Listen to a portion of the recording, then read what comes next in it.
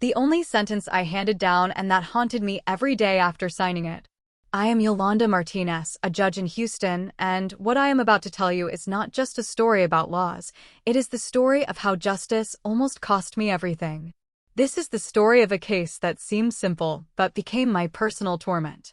I made a decision that was right, legal, but unpopular. And that decision unleashed a storm no one expected: attacks, criticism, media pressure, and an absolute silence that burned me from within. Why did this happen? What went on behind the robe and the courtroom? That is what I want to share with you. Before I begin, let me know in the comments where you are watching this video from, so I can know how far it has reached.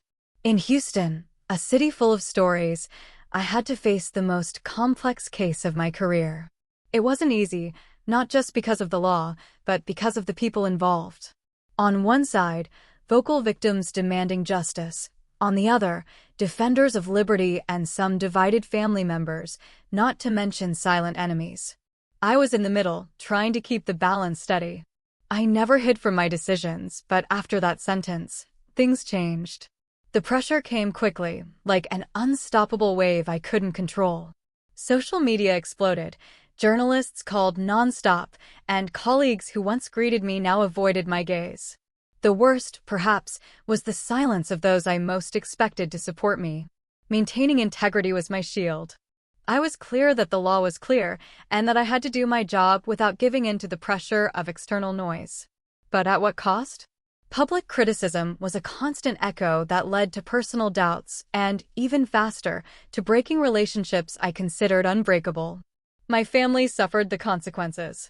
There were nights when unanswered questions burned my soul, while at home reigned a coldness I had never known before.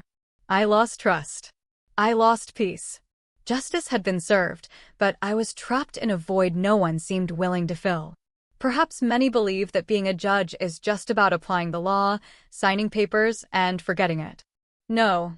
It is making decisions that impact lives, and that can leave you paying the highest emotional price. That sentence not only changed my career, it changed who I am, at least for a time. Do I regret it? Never. Impartiality is my compass. But I also learned that justice sometimes not only survives in the verdict, but in the strength to face its consequences. And here I am, after everything, telling you this story so you understand. Being a judge means more than applying the law. It means enduring the judgment of the world, often alone. Now I want to know, have you ever made a decision that cost you dearly? Tell me in the comments. Because this story is not just mine. It belongs to everyone who has had to be strong when the world doesn't understand them.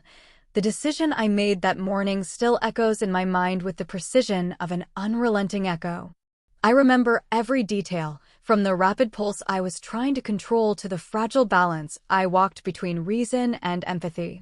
It was a case that had shaken the entire city, not only because of the severity of the facts, but also because of the moral and social implications it carried. It wasn't the first time I faced a complicated situation, but this one would undoubtedly be the most challenging of my career. It all began weeks earlier, when the file landed in my hands. The nature of the case was complex. A young man, accused of a serious crime, had been found guilty based on circumstantial evidence, but there was also a clear division of opinions between the prosecution and the defense. In the courtroom, emotions were palpable. On one side, families demanding justice; on the other, defenders pleading for mercy. I, as the judge, had to distance myself from all that and apply the law with absolute impartiality. I immersed myself in the investigation with obsessive thoroughness. Day and night, I read every document, listened to testimonies, and analyzed evidence. I got to know not only the accused, but also his family, the victims, the witnesses. I saw their wounds, their tears, and also their fears. As I progressed, external pressure grew. Sensationalist media published headlines that painted me as a cold and ruthless woman, incapable of understanding the humanity behind the case. My phone kept ringing with journalists seeking statements. Friends who wanted to advise me became evasive, and some colleagues began showing their disapproval through evasive looks and veiled comments. But deep down, the decision was clear. The law is not flexible when it comes to facts. I could not allow feelings or public opinion to dictate what should be just. On the day of the sentence, I felt a mixture of fear and determination. My words were measured, my tone firm, but inside me stormed a tempest. As I pronounced the sentence, I saw how faces changed, some with relief, others with anger and despair. No one seemed entirely satisfied. And although I knew my duty was to uphold justice, I could not help but feel that, in some way, I was breaking something deeper and visible. The following days were hell. Offensive letters, social media messages, and public criticism became a constant reminder that I had been singled out, judged differently from how I myself had applied justice. My family, who had always supported me, began to distance themselves. Some questioned my decision as if I had forgotten what it means to be human. I missed those sincere conversations, the spontaneous gatherings that once filled my home with warmth and laughter. I felt the weight of silence settle over me like an impenetrable slab. What hurt the most was the loss of trust. Not only that of outsiders, but of those around me daily. In the court, I noticed how some colleagues avoided being near me, as if they feared catching my unpopularity. This made me even question whether the integrity I valued so much had been worth it. At what physical and emotional cost had I arrived? At night, alone in my room, I replayed the images of the trial over and over. Perhaps unknowingly, I searched for some sign that would tell me if I had made the right decision beyond legality. Over time, I began to notice changes in myself that I could not ignore. The serenity that once accompanied my days was replaced by constant anxiety. Sleep became elusive, and doubts, silent companions, never left me. I had trouble concentrating on other matters, and work, which had until then been my refuge, started to be a source of stress and worry.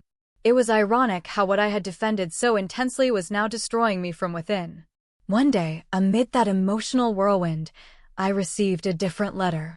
It wasn't from someone angry or from a media outlet, but from the mother of the convicted young man. Her words were simple but profound. There were no reproaches, only unexpected gratitude for having been just, for not being swayed by noise or external pressure. She confessed that, although the path would be hard for her son, she respected the firmness with which I had carried out my duty. That message was a small breath, a reminder of why I had chosen that profession. However, it did not completely dissipate the storm I was living. As time passed, the internal darkness seemed more relentless. I was forced to seek help, to acknowledge that the strength I had always thought unbreakable needed care. I began attending therapy sessions, trying to rebuild the peace that was lost. In those conversations, I discovered I was not alone on that path. Many judges, in silence, face the weight of difficult decisions that mark them in deep and lasting ways. With time, I also learned to give myself permission to feel. To accept that behind the robe and the bench is a person with emotions, with vulnerabilities. That maintaining integrity does not mean being insensitive or invulnerable. I learned that justice, although the pillar of society, can be a heavy burden, and that, sometimes, being a judge is also being a soul in conflict, struggling to balance the law with compassion. Now, when I walk through Houston, I sometimes see reflected in people's eyes the news of that case. It's not that they judge or punish me, but their eyes tell stories, anxieties, hopes, and fears. I understood that impartiality has a price that is not always visible, and that lost serenity can be an important reminder of the humanity dwelling in those who make difficult decisions. I cannot deny that there is still a persistent echo of that sentence in my soul, a daily reminder that, although justice was served, the cost was greater than I imagined. But I also know that experience made me more aware, more empathetic, and above all, more human. Because in the silence of those who hold their internal wounds, there is a silent strength that only reveals itself when we face, without fear, the weight of our own decisions. And as I move forward, with that mixture of scars and lessons, I know I will maintain my commitment. Justice must prevail, yes, but we must also remind ourselves that behind every sentence, behind every law, there are people who suffer, who love, and who, despite everything, continue to fight to find their peace. My story is not just that of a controversial sentence. It is the story of a soul that learned to live with the silence that devastated it, but also taught it to be stronger. That message from the mother of the convicted young man was like a faint beacon in the midst of an endless storm, but the relief lasted only an instant. Reality remained harsh, and the following days showed me that public opinion had a long and unforgiving memory. Not long after reading that letter, I found myself walking through the halls of the courthouse, under the constant pressure of dull gazes and hushed voices. There was something in the atmosphere that reminded me that, although justice had been applied strictly and legally, it was not exempt from consequences for those who administered it. Every step I took echoed uncomfortably, and it was impossible not to feel that somewhere, someone was waiting for me to make a mistake, to show a weakness they could exploit. In the weeks that followed, tension escalated in unexpected ways. I began to notice that case files piled up on my desk, not only because of the usual workload, but because some of my colleagues were subtly avoiding accepting them, pressuring me to take them on. It was an invisible wear, a kind of unspoken punishment that undermined my already fragile stability. I felt how the shadow of that sentence stretched beyond the courtroom, the whispers in the hallways, the insinuations in meetings that were once neutral, all indicated that my previously unquestionable authority was wavering. I wondered if I would ever be able to regain that lost confidence or if I was destined to carry the stigma for the rest of my career. But beyond the work environment, how much my inner world had changed began to manifest in ways I never imagined. Every night, as I closed my eyes, I heard again the ethereal whisper of voices suppressing their pain. I remembered the faces of the young man, his parents, the victims, all indelibly etched in my memory. Sometimes I caught myself trying to find excuses to justify my decision, searching for small details I hadn't seen, mistakes I might have made. It was a tiring cycle of guilt and self-demand, an internal dialogue that never reached a point of rest. In that process, I realized I had crossed a limit I had believed unbreakable, the one separating justice from humanity. One morning, after a particularly difficult night, I received an unexpected call. It was the prosecutor who had handled the case, a man I had always appreciated for his rigorous professionalism, but with whom I didn't have a close relationship.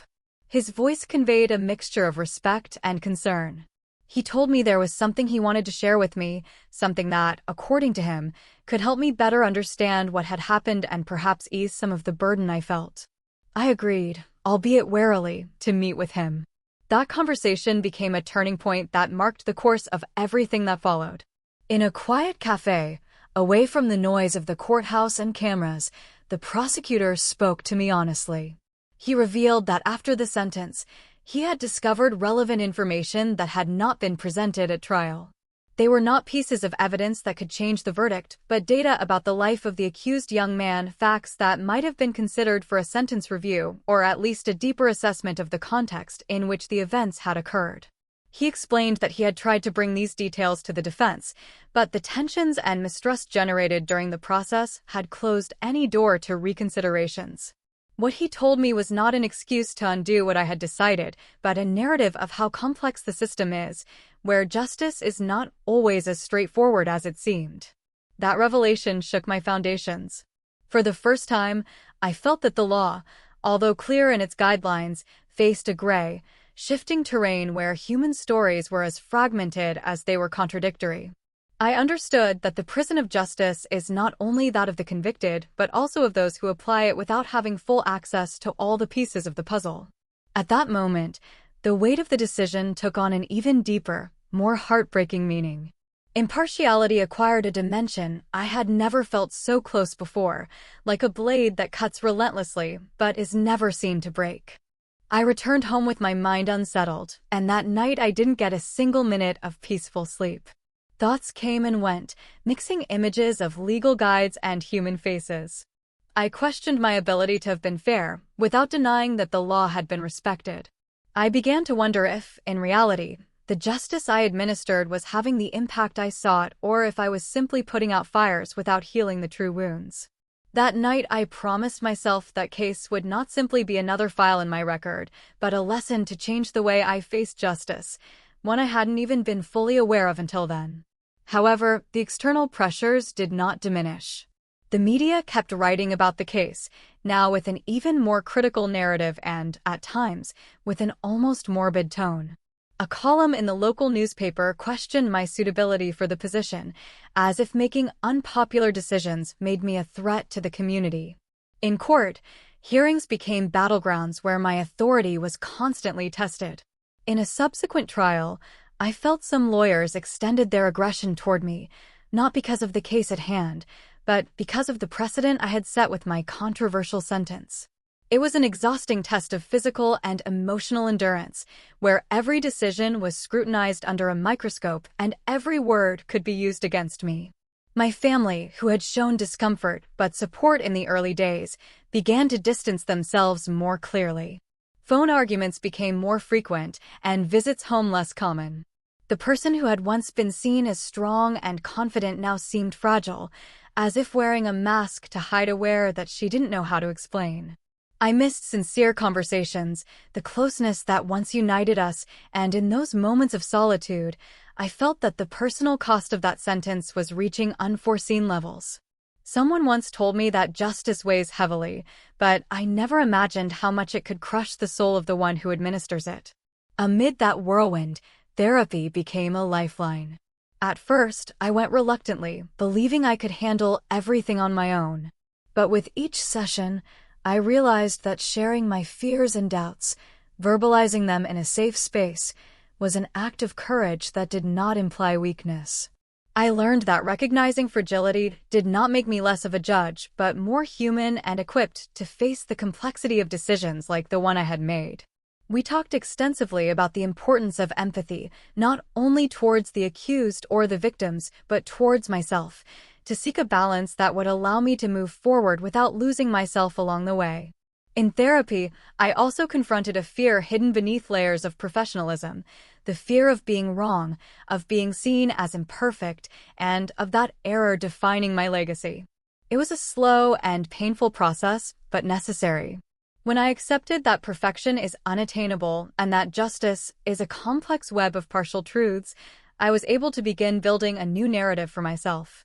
It was not about denying the sentence, but understanding it in its context, with all its burden of inequalities, emotions, and consequences. That understanding allowed me to open space for a deeper truth, that justice, like life, is imperfect and always under construction. Behind every case, our lives changed forever, and as judges, we are only part of a larger mechanism where balance is fragile and truth is often elusive. But I also knew that I had to find ways to protect myself so as not to lose the essence and strength that had brought me this far. Thus, with each day and every experience, I reconstructed my interior, step by step, without rush but with intention. One of the most revealing moments came when, in a subsequent hearing, the defense of the convicted young man requested a review of his case based on some of the new details the prosecutor had confided to me. Although it would not necessarily change the original sentence, it was an opportunity to open a more humane and compassionate dialogue. That possibility made me see that, although a decision may be controversial and cause pain, it is not the end of the road. The people behind the files can still find space for redemption, reflection, and hope. That was like a small ray of light in the tunnel, a reminder that in justice, there is always room for humanity. As the story progressed, I began sharing my experiences more openly with some trusted colleagues. I discovered many had lived their own silent battles, and the solidarity that emerged from those conversations was an invisible but powerful balm. Together, we spoke about the need to rethink the system, how to protect not only victims and accused, but also those who carry the immense duty to judge with fairness and heart. It was an empowering process that helped me feel I was not alone on this path and that the shadows I faced could be transformed into strength if we managed to illuminate discussions and bring vulnerability, something we all share, to the table. Little by little, I began to regain my voice, not only to defend my decision, but to speak about the invisible burden that administering justice entails.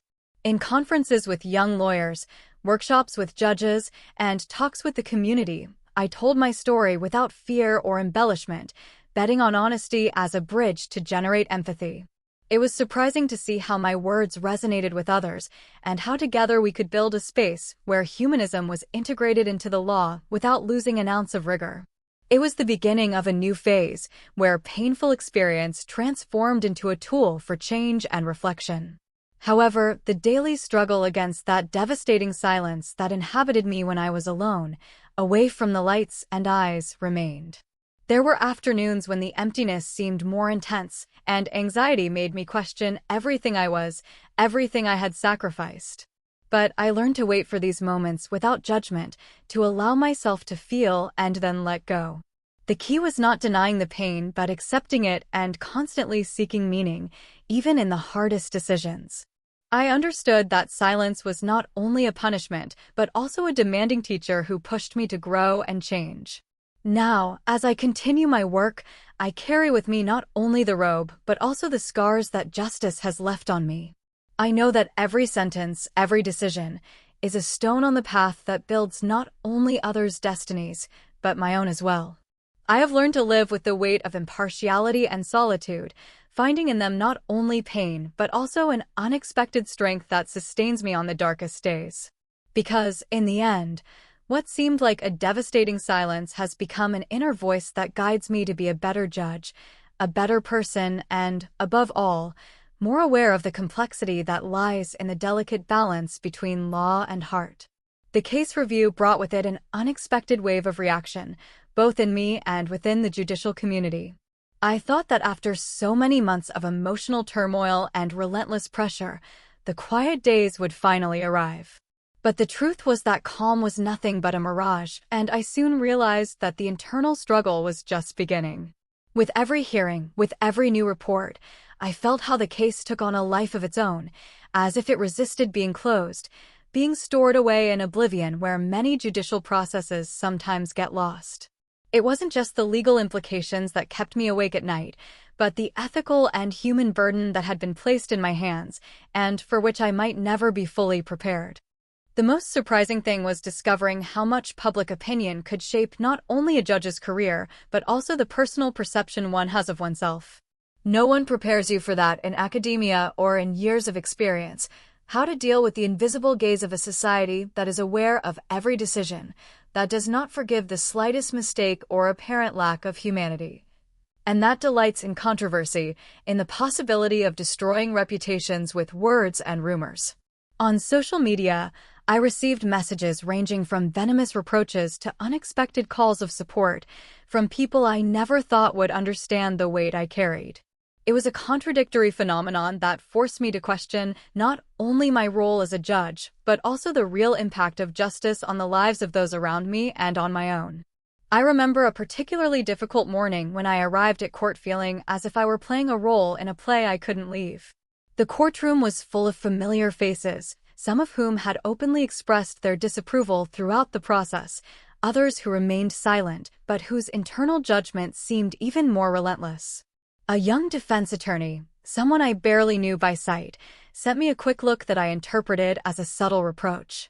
The tension was palpable, and although I wanted to scream inwardly, my professional composure forced me to remain firm and cold, hiding the storm I carried inside. At that moment, I understood that justice is not only administered through laws or arguments, but also in how we react to pressure, in how we hold on to our ideals when the world seems intent on crushing us. But what surprised me most was the effect that the prosecutor's revelation had on my own colleagues. Some approached with a mixture of curiosity and caution, interested in that unprecedented information which, although it could not change the sentence, opened doors to reflection and reconsideration of criteria. Others, however, seemed upset, as if that certainty in the decision had been tarnished by the idea that more could always have been done, that justice is not an exact science, but a minefield of subjectivities and limitations. That division seemed to me, in a way, a reflection of the complexity of the legal system itself. There is no single right path, and trying to impose it can break the fragile fabric that holds the balance between punishment and redemption. Soon, internal debates arose in the court that did not exist before. Some colleagues, even the more conservative ones, showed interest in discussing how to implement a more humane protocol that would better evaluate personal circumstances before and after sentencing. Others clung to the strict letter of the law, warning that any attempt at flexibility would open the door to abuse and impunity. This clash of visions forced me to rethink my role within the system, to understand that my voice, although sometimes worn down by criticism, could serve to start a dialogue that might be necessary for progress. But it also confronted me with the reality that to achieve change, one needs courage, resilience, and a willingness to confront not only others but oneself. On a personal level, the wear intensified. Some nights, when I thought I could find some peace, I would wake up startled by nightmares mixing faces and voices, confusing images of trials and sentences, and the feeling that something was never truly closed. It was difficult for me to separate the professional role from the woman I was behind the bench. I had to learn to live with uncertainty, with the constant doubt about whether my decision had been right or if, at some point, I had betrayed that delicate balance between law and humanity. The silence that once devoured me in solitude now also turned into a persistent question. How does one avoid losing hope when justice itself seems full of cracks? In the midst of this whirlwind, family remained a complicated ground. My husband, with whom I had been for more than 20 years, began to grow distant. There were no explicit reproaches or heated arguments, just an uncomfortable silence that spoke louder than any words. The distance between us seemed to grow with each criticism coming from outside. I wondered if he understood the invisible cost I paid every day in the courtroom, in the office, even in my thoughts. My children, for their part, tried to be understanding, but sometimes I felt that my absences, both physical and emotional, were leaving a mark they couldn't easily erase. This domino effect of the impact of my sentence made me see the fragility that dwells in family ties when professional pressure transcends the home. Despite everything, therapy continued to be a beacon. In those sessions, I learned to verbalize not only what I had lived through but also the complexity of my emotions, all tangled together: the guilt over the conviction, the relief of having respected the law, the frustration with external reactions, and the fear that this experience would forever mark my career and personal life. It was a slow and sometimes painful process. Recognizing that I did not have all the answers and that justice is not always fair in practice was an act of humility that, paradoxically, strengthened me. It helped me understand that vulnerability is not synonymous with weakness and that to inspire respect and trust, I must first care for myself and be compassionate toward myself. I even began writing fragments of my thoughts in a journal I kept secret. It was a way to unload what I couldn't say aloud, to organize the ideas swirling in my mind when no one was watching. Through those pages, I found a different story of myself, a judge who makes mistakes, who feels, who fears, and who, nevertheless, gets up every day to keep facing the challenge she chose. Little by little, I understood that allowing myself to be human made me better at my job because I did not deny difficulties. I faced them, and that gave me a broader and deeper perspective. In those reflections, I found unexpected encouragement, the necessary breath to not give up. One of the most surprising turns came when, months later, the family of the young man convicted sought me out. It was not an easy or comfortable meeting. There were tears, reproaches, and also words of recognition. They told me that although the sentence had been harsh, they appreciated that I never lost sight of their dignity during the process, and that the recent movement to review the case had given them a spark of hope. It was a moment that lifted my spirits, a clear sign that justice, despite its imperfections, could reach something deeper than punishment. It could open space for reflection and the possibility of redemption. Their presence reminded me that behind every file there are real people with complex stories who deserve to be heard and considered. However, that relief was brief because new challenges soon arrived at court. While I struggled to maintain composure and move forward, a case appeared that seemed to reflect, in certain aspects, the dilemma I had lived. A young man accused under ambiguous circumstances, with a complicated family background and partial evidence that left much to interpretation. I felt a familiar weight on my heart, an urgency to apply everything I had learned from that controversial process. At the same time, past experience taught me to be cautious, not to be carried away by false heroism that could risk a fair decision. Thus, I found myself walking a path that seemed intertwined with my own past, but with the determination not to repeat the same mistakes. In those weeks, with every hearing, with every testimony, I felt the judicial system looking at me again with critical and expectant eyes. Some colleagues seemed still to be evaluating whether that unpopular sentence had been a fatal flaw or a sign of courage. Others remained silent, but their stance was not clear. For me, the key was to preserve integrity, not to yield to external pressure or internal fears that, at times, threatened to drag me into the abyss of emotional exhaustion. Every day I repeated to myself that justice is not a straight path or a perfect line, but a winding road where prudence, empathy, and rigor must coexist. The where was still there, of course, but now I was less alone. Open conversations with colleagues who understood the human cost of our work provided me with essential support. We could share experiences, strategies for maintaining strength, and also for rebuilding ourselves after facing difficult sentences. What had once been a silence, filled with fear and doubt, began to transform into a community where vulnerability became strength. That sometimes silent alliance sustained me on the darkest days, encouraging me to walk with my head held high despite visible and hidden wounds. That is how, without realizing it, I began to weave a new relationship with my work. It was not about forgetting the controversy or the pressure lived, but incorporating that experience as an essential part of my growth. I discovered that true justice is not just about applying the law, but also about understanding the contexts, the stories, and the emotions of those who cross my path. With every step, I felt more prepared to face the complexity that had once paralyzed me, to listen not only to the cold text of the codes, but also to the human voice that beats behind each case.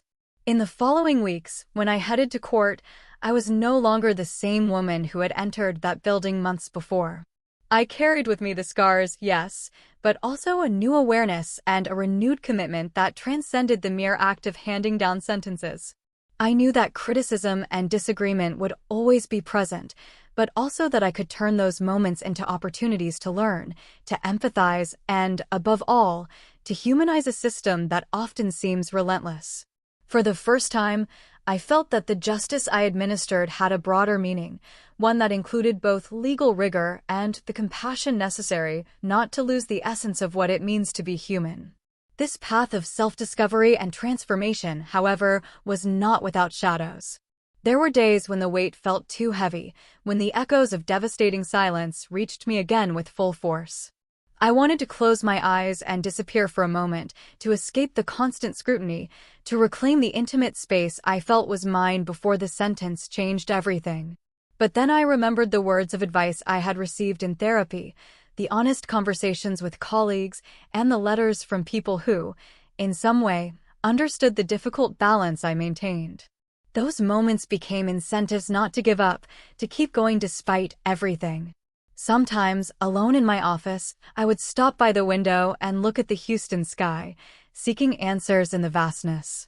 I understood that justice, like life itself, is an ongoing process, a construction that is never complete and always challenging.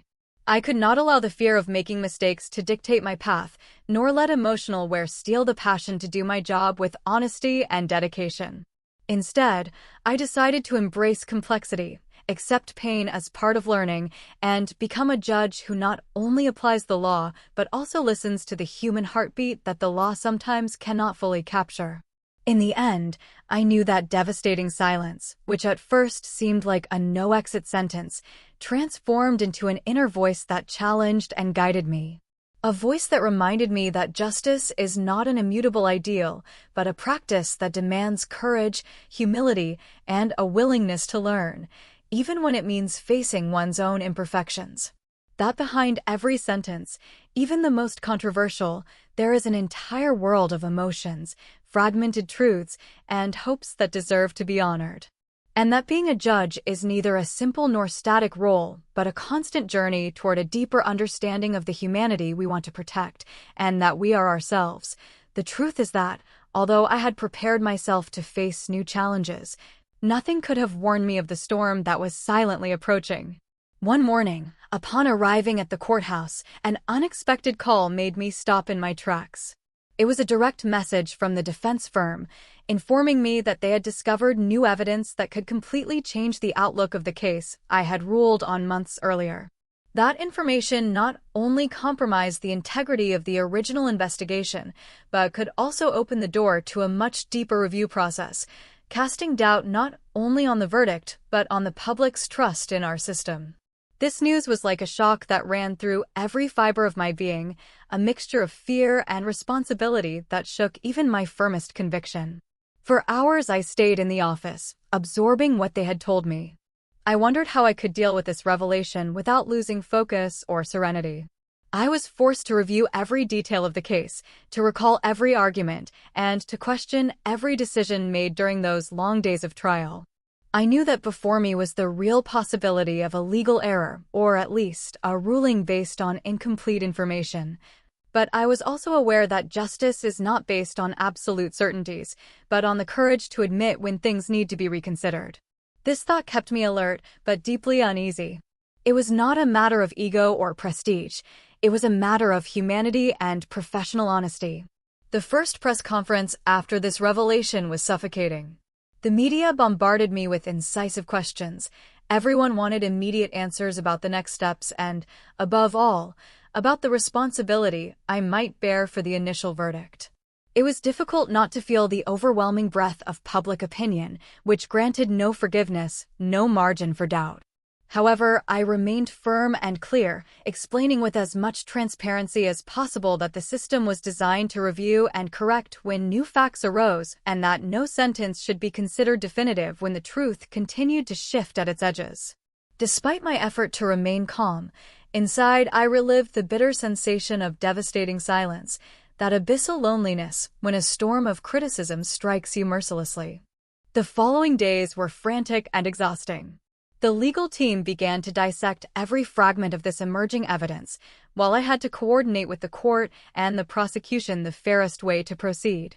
Deep down, I knew I was not just fighting against a case, but against the erosion of trust in a process that, nevertheless, must hold to avoid collapse. The tension between legal duty and ethical weight intensified. At times, I felt anxiety strangling me, but I resisted giving in to the vertigo of doubt. During those days, the line between personal and professional blurred. I lived with a constant knot in my stomach, as if every decision could irreversibly tip the scales. An unexpected turn reinforced the intricate complexity of the matter. A key witness, initially dismissed due to lack of credibility, reappeared willing to testify, providing details that, although fragmentary, fit with the new evidence. Her testimony had the power to open Pandora's box even wider. The court had to convene new hearings to assess the relevance and truthfulness of these facts, and I found myself in the middle of a scenario that challenged not only my legal knowledge, but also my sense of justice and compassion. At that moment, I understood that it was not enough to apply the law. I also had to interpret the cracks and shadows, understand the story behind the file, and allow space for the possibility of redemption. This human demand clashed head-on with the rigid rules I had to apply months earlier, and this internal conflict made me question whether we could ever reach a fair balance in such cases. Alongside that professional whirlwind, life outside the courthouse began to crumble with painful slowness. My husband, always reserved, finally broke the wall of silence that separated us. One night, sitting in the living room, he confessed that he felt he was losing the woman he met, that the pressure and wear were turning me into someone who barely smiled, who isolated herself inexplicably. His words were a direct blow to my identity because although I knew the relationship was in crisis, hearing that truth spoken aloud was like looking into a broken mirror. I responded with the deepest honesty I could muster, that this process had changed me, yes, but that I was also fighting tooth and nail not to lose what we still have, not to give up in the face of a system that demands too much and gives little in return. The weeks that followed were marked by growing tensions at home. Conversations became more sporadic, and the emotional distance seemed to grow alongside the constant noise outside that accompanied me almost nonstop. My children, though young, sensed the storm, and although they tried to protect me with gestures of affection and words of encouragement, it was evident that I couldn't hide the emptiness that the sentence and its repercussions had planted in my life. Sometimes, I found myself returning home weighed down by the invisible burden of public criticism on my shoulders, and upon crossing the door, facing a home where the warmth that once seemed unbreakable was missing. That gap hurt me more than any sign of reproach because it revealed the fragility that arises when the professional invades the most intimate territory. One afternoon, after an especially exhausting day, I decided to visit my therapist with the determination to tell her everything without filters, without the mask I usually wear to show strength. I sat in the old armchair across from her and, with a trembling voice, confessed that I felt how the prison I had built around my professional environment was also holding me back personally, as if the walls of the courthouse had extended into the heart of my home. That session was revealing. Through attentive listening and insightful questions, I realized I had to allow myself to accept vulnerability as part of my healing process, that trying to maintain a perfect image was distancing me from those I loved most and, ultimately, from myself. With this new perspective, I began to take small steps toward internal and external reconciliation. I started sharing more with my family, explaining what my work really meant, not from the cold, exact law, but from the human burden hidden behind each sentence, behind every look in the courtroom. My children, though young, were amazed to learn the hidden side I had tried to protect, and my husband, little by little, came closer again, not without moments of uncertainty, but with a genuine desire to rebuild the bridge that seemed to have disappeared. Therapy also helped me establish clearer boundaries, to take care of myself without guilt, understanding that inner strength is necessary to maintain the integrity my role demands. Amid this slow return to stability, an encounter occurred that would mark a new chapter in the story. The young convicted man, whose family had sought dialogue months earlier, asked to speak with me alone. It was an uncomfortable but deeply necessary moment. He spoke with a sincerity that moved me. He acknowledged the impersonal mechanism of justice, but appreciated that I had never treated it as a mere formality. He told me about his broken dreams, his mistakes, and his desire for a second chance.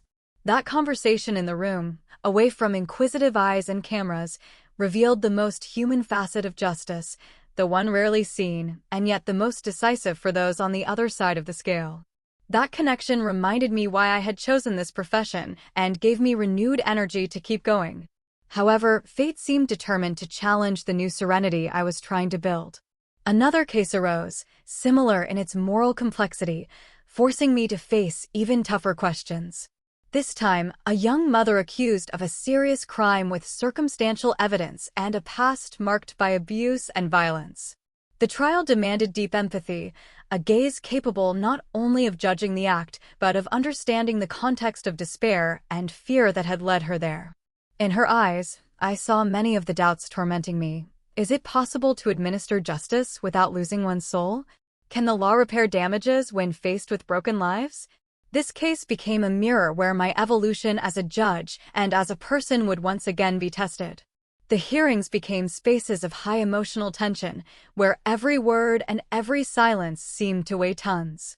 Lawyers, witnesses, and family members intertwined in a drama that went beyond the strictly legal to touch the most sensitive human fiber: vulnerability, guilt, hope. Each session forced me to find an unstable balance, not to get trapped in hardness nor indulgence, but at that delicate point where justice can truly be just. I knew that beyond the verdict, the most important thing was for that woman to feel that her story had been heard, understood, and judged with the respect every human being deserves, without this meaning a free pass to impunity. During those days, I again felt the eyes of the system on me, but I also sensed a subtle change in my colleagues. Some showed a more open attitude, willing to question and rethink processes, to incorporate into deliberations the complexity that until then was usually silenced. Others remained firm in their traditional stance, maintaining strict adherence to the letter of the law, but even they showed restrained curiosity, a sign that the conversation had begun. In our profession, that is a fundamental step because breaking the silence that prevents change is the first brave act to evolve. More than winners or losers, we knew we were witnessing a transition that, though uncomfortable, was necessary for justice itself. As the trial dragged on, I found in my writings that intimate refuge where I released emotions and thoughts I could not express aloud. My journal became the space where the storm turned into words, where each page was an act of self-affirmation and liberation. There bloomed doubts, hopes, and fears, but above all, the determination to continue working for justice in a more humane and conscious way.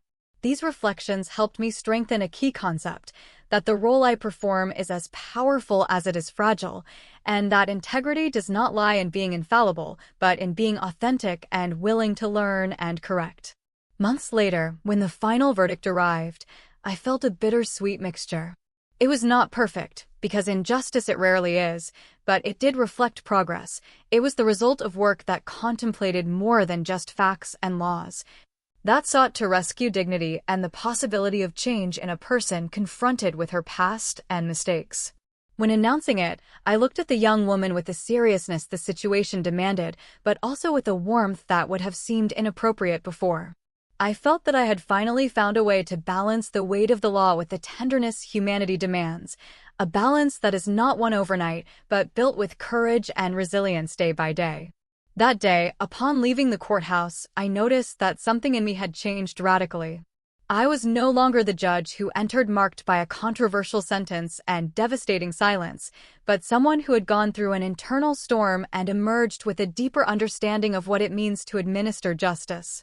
In the reflection of a nearby glass case, I saw a gaze that looked different, calmer, and more assured, despite the scars I carried within. A sigh escaped my lips, a silent relief that carried with it the acceptance that the paths of justice are always laborious, complex, and human. Perhaps I will never completely forget the personal cost of that sentence that plunged me into controversy, but today I know that experience taught me the most valuable lesson of all, that being a judge is an ongoing act of balance between law and humanity, that impartiality does not imply insensitivity, and that true strength lies in the ability to face criticism, acknowledge one's limits, and move forward with the commitment to be better, not perfect. I now understand that the silence that once devastated me has transformed into a catalyst, an inner voice that challenges me to be not just a judge, but an integral, courageous, and compassionate person. A voice that reminds me every day that behind every file, behind every sentence, there are lives that depend not only on the cold letter of the law, but on the warmth and attention we are capable of offering from our humanity. And that, despite everything, this is a call not to give up, to keep fighting for a justice system where the balance between rigor and empathy is not a utopia, but a reality that defines us as a society and as human beings. But then, just when it seemed the days would start bringing some calm, the court received a new surprise, an appeal from the defense attorney based on that revealed evidence, accompanied by direct accusations towards the authorities who initially handled the case, pointing out administrative irregularities and possible cover-ups. It was as if a new gust of wind fanned a fire we thought was nearly extinguished. The pressure returned with renewed force, and with it, the demand that I publicly address not only the previous verdict, but also the alleged negligence of the entire system. This turn of events made the professional personal in an almost unbearable way, because it was no longer just my ruling at stake, but the reputation of an entire team and, worse, the trust a community had placed in me to safeguard justice. The following weeks were a true emotional ordeal. Every morning upon waking, I wondered how much of what I had built had vanished into thin air, and if I could remain firm amid a hurricane of questioning. The burden was not just the trial itself, nor the internal struggles I faced. It was also the certainty that any poorly measured word, any misstep, could prolong this agony. In conversations with colleagues, I felt that mix of concern and solidarity, the invisible weight of support that also seemed fragile, because we all knew that in the public arena, the line between justice and moral judgment is very thin. I tried to find spaces to breathe, to sustain myself, But every moment I felt how rumors incubated in every corner, in every hallway of the court, on social media, in the local press. One morning I remember arriving early, before the new round of hearings began. The sun barely lit the city, and the silence was almost absolute, except for the echo of my footsteps on the marble of the building. I sat in the meeting room and, with my head in my hands, reviewed the documents and mentally listened to the arguments that had been presented. It was then that I received a private message that stopped my heart. It came from the mother of the convicted young man. She said she was not seeking confrontation or controversy, just asking for the opportunity to talk and clarify certain points that seemed to have been lost in the media frenzy. That proposal appeared like a beacon in the midst of the storm. I decided to accept the meeting, feeling that perhaps what I needed was not another battle, but to humanize that story to which so many times only numbers and accusations had been assigned. We met in a small cafe near the court, a discreet place, away from cameras and scandal. The woman arrived with tired but kind eyes and with an air of hope that seemed genuine. We talked for hours. She told me how her son had changed in prison, not only in attitude, but also in how he faced his mistakes. She spoke to me about the letters he had written me, about his doubts, his truncated dreams, and his remorse. In that exchange, I felt an unexpected peace, as if those words broke down walls that until then seemed insurmountable. I remembered that justice is not just a courtroom, but sometimes a contact, a listening, a hand extended in recognition of the other. That conversation renewed in me a silent certainty. No matter how complex the law is, empathy must be its foundation. Upon leaving, something had shifted inside me, and I decided to inform my superiors of my intention to request a careful and fair review, not only based on technical evidence, but also considering the human dimension that is often forgotten. I knew this position could be controversial and that it would deepen the turbulence surrounding my figure, but this time the motivation was different. It was not for a sense of unattainable perfection, but for a renewed commitment to what, after all, should be the essence of my work, the pursuit of truth, justice, and humanity. However, as often happens in these circumstances, not everyone saw this stance favorably. Some members of the court expressed disagreement, arguing that such considerations compromised the rigor of the law and opened the door to subjectivity and uncertainty.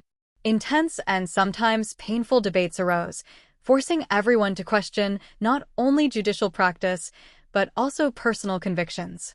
It was a stage of confrontation but also growth, because it forced us to shed prejudices, to face the need to reform a system that often seems dehumanized, and to understand that justice is not a static concept but a constant search. During those weeks of internal deliberation, I also received unexpected messages. Some were harsh criticisms, even aggressive, but others arrived as discreet support, anonymous letters, sincere thanks from people who, in their daily lives, struggle with the consequences of judicial decisions. These small gestures were a reminder that my work does not go unnoticed by those beyond the noise and controversy. That duality, public invisibility and private intensity, was a difficult terrain to navigate, but I was forced to accept it as an inevitable part of this role I had chosen with so much love and conviction. Finally, the day came when the court announced the opening of a formal process to review the case, with participation from independent experts and the possibility of calling new witnesses in addition to the already reinstated key witness. The news was received with a mix of hope and skepticism, and with a media intensity that recalled, though on a smaller scale, that first controversial sentence. For me, it represented a crucial moment. It was not just about reevaluating a legal decision, but about vindicating a system capable of listening, correcting, and evolving. It was an act of institutional humility and, in that sense, a victory for those of us who believe justice is a dynamic process, not an immovable dogma. During the sessions, tension rose again. Technical reports were presented, heart-rending testimonies were heard, wounds that seemed healed were reopened. Inside the court, I often felt that the emotional burden weighed like a stone, and that beyond legal arguments, the human capacity to face mistakes and build learning was at stake. There were moments of deep doubt and others when discouragement nearly prevailed, but there were also moments illuminated by revealed truth, by compassion shown in words and gestures. In those hours, I understood that justice is not just a closed trial by a sentence, but an open dialogue that must pursue restoration and hope. Meanwhile, at home, the atmosphere began to change. My husband and children also saw this evolution reflected. Hours of family conversations became more frequent, more sincere, and less laden with uncomfortable silences. We shared doubts, progress, concerns, and also small victories.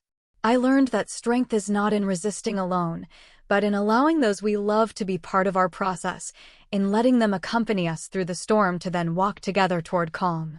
I felt that little by little, we were rebuilding not only our relationship, but also a shared idea of what it means to live with honesty and vulnerability. In the following months, my name reappeared in the news in a different way. This time, not as the judge who had issued a controversial sentence and faced devastating silence, but as a woman and professional willing to acknowledge mistakes, open spaces for dialogue, and fight for a more humane justice. This recognition was not a balm for all wounds, but it was a sign that change is possible. I received invitations to forums, to speak with young lawyers and students, and on every occasion, I sought to convey the message I had learned through experience, that justice is imperfect, yes, but our commitment must be to constant improvement, empathy, and the courage to recognize when we must reimagine our own judgments. The conclusion of this chapter did not come in the form of a final ruling or a massive applause, but in small everyday acts, in those personal decisions that often go unnoticed. It was in the look of a colleague who offered unconditional support, in the cautious smile of my child who felt close again, in the renewed respect of some of my harshest critics, and above all, in the growing peace beginning to settle within me. I learned that justice is not a battle won or lost in a courtroom, but a path that demands resilience, learning, and a heart willing to understand others without losing itself. I will never forget that initial sentence that threw me into a world of controversy and silence, but today I can humbly affirm that it was not the end of my story, but the beginning of a profound transformation. The price paid was high, yes, but the lesson received was priceless. Behind the robe and briefcase there is a person who must live with their decisions, learn from their mistakes, and above all, keep the flame of justice burning with the firm conviction that it must serve humanity, not just the cold letter of the law. Sometimes, when night falls and silence surrounds me again, I no longer feel that paralyzing devastation. Instead, a softer and wiser inner voice reminds me that every step, even the most painful, is an opportunity to grow. That being a judge is an act of profound responsibility, yes, but also of constant humanity. And that in this delicate balance lies true strength, the strength that allows us to move forward, not as perfect judges, but as integral, courageous, and compassionate human beings, willing to face both the judgment of the world and our own without losing hope or the will to change. What came next was a time I never imagined experiencing firsthand. The review of the case, which at first seemed like a simple legal procedure, became a profound questioning of everything I stood for. The days in the courtroom extended far beyond the scheduled hours, and in those moments I could see reflected on the faces of those present a heartbreaking mix of hope, skepticism, and exhaustion. Each new testimony was a spark that ignited intense debates. Each forensic report, each expert analysis, opened doors to questions that seemed to have no clear answers. I found myself trapped in the eye of the storm, not only as the judge responsible for the case, but as a human being exposing my deepest doubts before people who, to a greater or lesser extent, had placed their trust in me, a trust one now felt broken. There were days when I sat on the courtroom bench, not to judge, but to listen with the humility that only admits being in the middle of a complex enigma. I learned that the power of a sentence does not reside solely in the legal text, but in the story behind it, a human tale with cracks, fears, and hopes. I thought of that mother with tired eyes, her son who had tried to change, and how every word we spoke could be the last chance to balance the scale between justice and reparation. The irony was that, Despite all the evidence and documents, the most difficult part was maintaining my own conviction, the inner voice that sometimes falls silent under the pressure of social expectations. With each hearing, the tension increased, not only in the court but throughout the entire city. The media, which had reduced everything to catchy headlines, now had to deal with a process demanding patience and attention to detail. I received harsher criticism than ever before, but also unexpected calls that, for the first time, seemed to seek dialogue and understanding rather than immediate condemnation. These were small cracks in the wall of indifference that allowed me to breathe, even if just for a moment. More than once, during those endless weeks, I felt overwhelmed by fatigue and fear of making a mistake. Yet, just when I thought the storm would consume me, something emerged to support me, the realization that I was not alone and that justice, although imperfect, could be a beacon of hope if I was willing to see it through different eyes. That renewed perspective brought about a subtle but profound transformation. I began to question not only the specific case, but also the structures and practices that shaped our decisions. In private conversations with colleagues, we proposed advancements and critiques that had been silenced for years. I discovered that behind the facade of judicial toughness, there was also a genuine desire to improve, humanize, and update a system that often seemed trapped by its own rigidity. The controversy, which at first appeared as an obstacle, ended up being the trigger for a collective change that might never have arisen without it. It was a painful, honest, and necessary process in which we all, including myself, learned to accept that justice is not an absolute truth, but a construct that must be constantly reviewed and cared for. Amidst this turmoil, my relationship with my family was also rebuilt piece by piece. My husband, who had initially felt confusion and later frustration, began to be a silent but firm pillar in this internal battle. My children left behind reproaches and silence, replacing them with sincere conversations where we shared the fears and hopes imposed by the situation. I learned that vulnerability is not a weakness, but an authentic way to connect and heal. That support network sustained me through the darkest moments and reminded me that, no matter how impossible it seemed, there were reasons in my life to keep seeking justice, not only in the law, but in the bonds that give us meaning. It was then, almost without realizing it, that the decisive moment arrived. The court accepted the possibility of a complete case review, not only from a legal standpoint, but also from a human one. The re-examination of key evidence was authorized, along with the invitation of new testimonies that shed light on the shadows that had accompanied us. At that moment, I understood that this was not just a legal act, but a declaration of faith in the possibility of redemption and reparation, a message for all those who felt their voices had been drowned out by the noise of the system.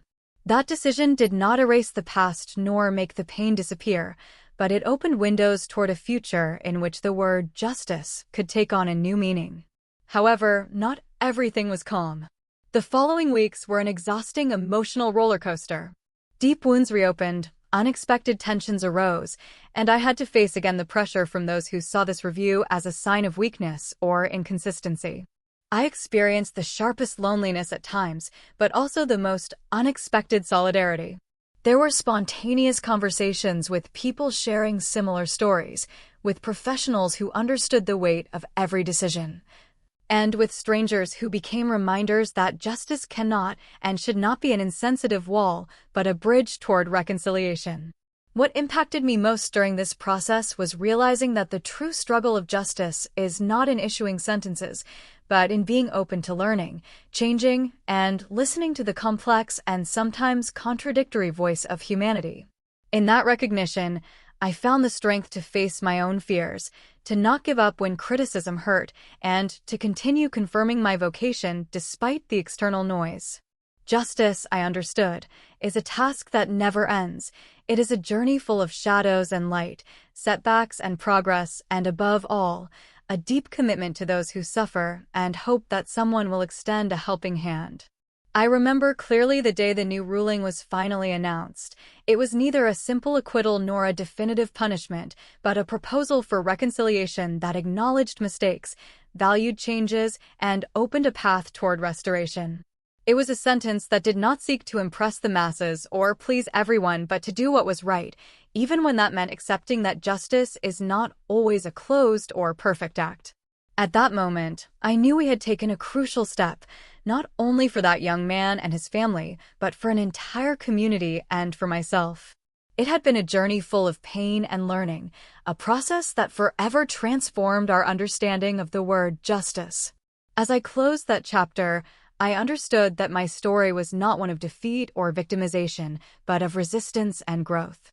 I realized that true courage is not about infallibility, but about the ability to look at our decisions honestly, accept criticism, and above all, keep alive the flame that drives us to seek a more just and humane world. The robe I wear every day is not a shield against pain nor a symbol of absolute authority, but a constant reminder that behind the law, there are people, stories, and lives that deserve to be heard and considered. Now, when the courtroom lights go out and silence envelopes me again, I do not fear facing the judgment of others or my own. Because I know that every step taken, no matter how difficult, has led me to a place where justice is more than a sentence. It is an imperfect act of love, an unending quest that requires courage, compassion, and the humility to accept that there is always something new to discover and improve. That is the true burden and privilege of being a judge, and also the most valuable lesson this story has left me, one that began with a controversial verdict and ended up becoming the rebirth of my deepest conviction.